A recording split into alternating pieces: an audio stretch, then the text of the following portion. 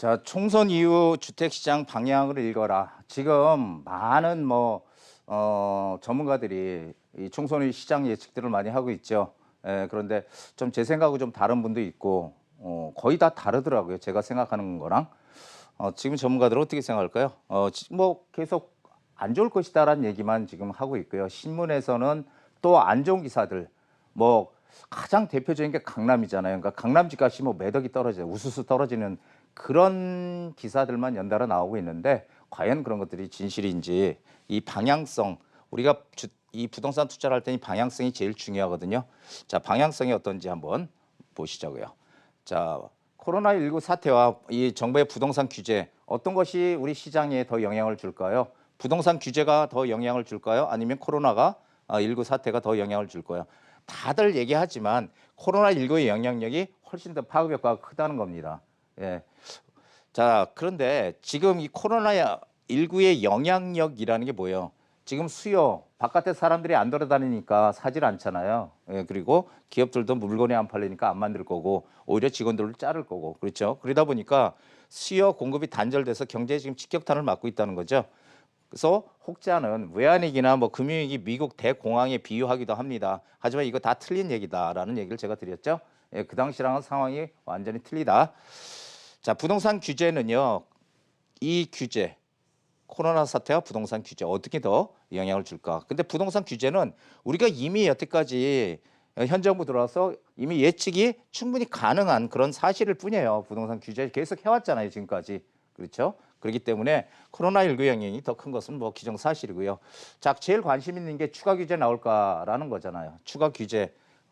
자, 규제가 나올 게 있을까요? 한번 생각들 한번 해보세요. 규제가 과연 무슨 또 새로운 규제가 나올 수 있을까? 제가 생각하는 새로운 규제는 이겁니다. 이게 지금 전셋값이 지속적으로 계속 상승한다는 그런 기사들을 많이 보셨죠? 예, 전셋값이 오른다는 겁니다. 올해 지금 오르고 있지만 내년엔 좀 떨어질까요? 아닙니다. 내년도 오를 것 같아요. 그래서 그렇다면 정부가 발빠르게 움직일 수 있는 건 이 전셋값이 상승하게 되면 서민들이 주거의 안정을 해치기 때문에 이 전월세 상한제를 도입하는 이것을 가장 먼저 들고 나올 가능성이 크다. 전월세 상한제 아시죠? 예, 전세를 이게 이제 우리가 보통 보면 2년 지나면은 전세가를 팍 올리잖아요. 그래서 어떤 데 심하면 막 1억씩 올린다고 하는 얘기도 있더라고요. 저는 뭐 경험은 안 해봤지만 몇 천만 원 올라가는 건 괜찮은데 1억씩 올리면 이거 참 서민 주거에 상당한 고통이잖아요. 그래서 이 전월세 상한제 한마디로 전세 월세를 올리지 못하게끔 일정 부분 연 5% 이내로 올려라. 그 이상 올리지 마라. 이거를 갖다가 이제 도입하겠다는 거죠.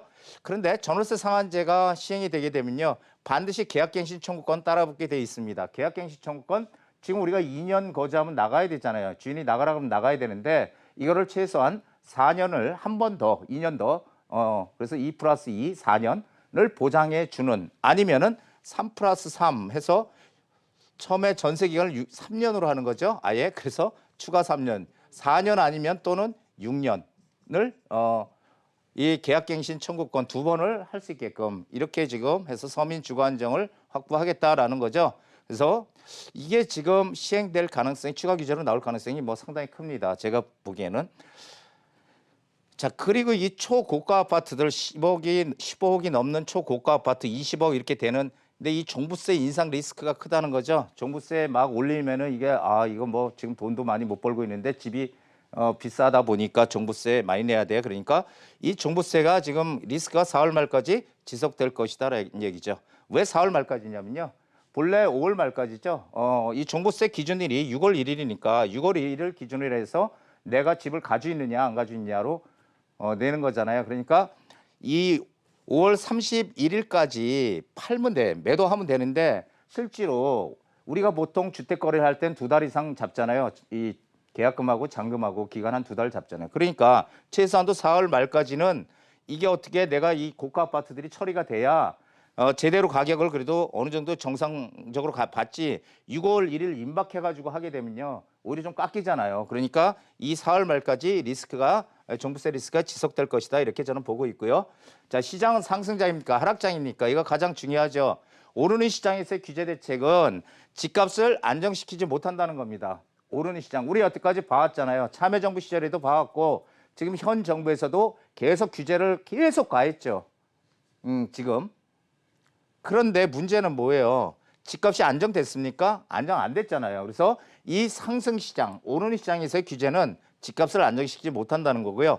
하락장, 만약에 이 떨어지는데 규제를 한다 그러면 어떻게 됩니까? 그때는 완전히 난리 나는 거죠. 침체. 그리고 우리 불과 진짜 한 5, 6년 전에 느꼈던 6, 7년 전에 이 하우스 푸어, 집 없는, 집이 있는데 뭐예요? 대출 많고 해가지고 이 하우스 푸어를 양산하는 이런 것이 되겠죠. 그래서 시장이 상승장인가 하락장인가를 파악하는 게 중요하다. 자, 그래서 제가 강의할 때 참 많이 보여드렸어요. 저희 카페에 오시는 매일같이 오시는 그런 우리 고마운 참여자들에게 항상 말씀드렸죠. 부동산 시장이 상승 추세다. 상승장일 때는 이게 너무 가격이 오르면은 경제에 미친 영향이 무지하게 크잖아요. 이게 부동산. 정부는 어떤 게 좋을까요? 오르지도 말고 떨어지지도 말고 그냥 약간만 그냥 뭐 현상 유지하면서 조금씩만 상승하면 제일 좋을 것 같아요. 그렇죠? 하지만 부동산은 그렇게 안 가죠. 자, 부동산은 오릅니다. 상승장.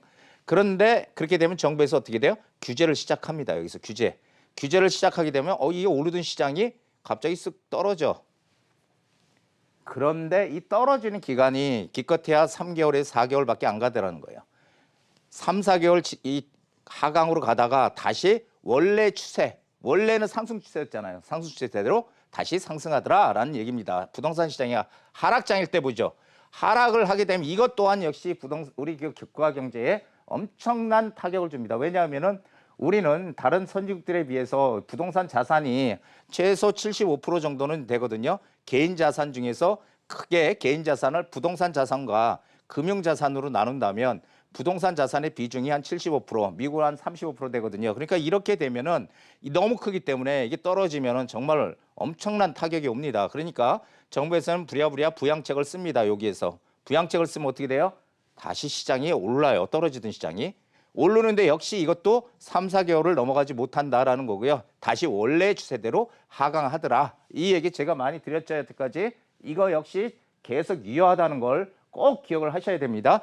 추세가 상승일 때 규제 효과는 뭐라고요? 단기간에 불과하다라는 거를 말씀드리는 거고요. 코로나 이후에 부동산 시장 한번 보자고요. 코로나19 부동산 규제 맞물려서 단기간 가격은 보합 또는 소폭 하락 가능성이 큽니다. 제가 하락한다고 했을 때 뭘 붙였어요? 소폭이라는 말을 붙였어요. 소폭. 많이 떨어지지 않는다는 얘기예요. 보합 또는 하락. 자, 종부세 회피 매물, 종부세 안 내기 위한 매물 5월 31일까지는 매도해야 되잖아요. 종부세 감당 못할 매물들. 그리고 다들 아시죠? 다주택자 지난해 16 대책에서 나왔죠. 다주택자 한시적 혜택 매물 10년 이상 가지고 있는 다주택자 매물 어떻게 된다고요? 6월 30일까지 매도해라. 그러면은 양도세 중과에서 빼주고 그리고 장기보유 특별공제 해주겠다. 그런데 이런 물건들 많이 나올 것 같지는 않고 제가 항상 말씀드렸죠. 일부만 좀 나올 것이다. 그러나 이런 것들이 정리가 되면은 그러나 이후 서서히 다시 추세는 상승 추세로 진행이 될 것이다라는 거죠. 상승 추세라는 거 기억을 하십시오. 왜 상승 추세냐? 그 이유는 바로 늘 얘기하지만 유동성입니다. 저금리입니다. 자, 유동성은 항상 돈이 시중에 많이 풀리게 되면 어떻게 돼요? 전 세계적으로 지금 다 풀고 있죠. 미국도 그렇고 일본도 그렇고 유동성을 점점 확대해서 키워나가고 있습니다. 코로나 사태가 끝나더라도 경기가 상당히 침체에 빠져 있기 때문에 유동성을 키울 수밖에 없거든요. 금리도 내리고. 자, 이렇게 되면 유동성이 커지게 되면요. 뭘 부른다? 인플레이션을 부릅니다. 인플레이션, 돈의 가치는 하락하고 물가가 올라가는 거죠. 자, 그런데 지금 이렇게 경기가 침체한 상황에서는 경기에 각 분야로 돈들이 들어가야 되는데 이 돈들이 갈 수가 없죠. 경기가 침체하니까. 그러니까 이 돈 갈 데가 없다는 거예요. 그런데 그럼 어디로 가요? 여러분 지금 느끼시겠지만은 얼마 전에 이 달러가 뭐 잘 팔린다, 막 그냥 사람들이 마구 산다는 얘기 들었고요. 이 금도 최근에 보니까 계속 금값이 이 상한가를 치더라라는 얘기. 이게 안전자산이거든요. 소위 얘기하는. 자, 그런데 거기에 또 하나 안전자산이 또 있죠. 이 부동산이라는 게 안전자산입니다. 그리고 부동산은 인플레이션을 방어하는 그런 역할도 가지고 있죠. 그래서 우리가 그거를 실물자산이라고 얘기를 해요. 부동산을. 안전자산이자 실물자산.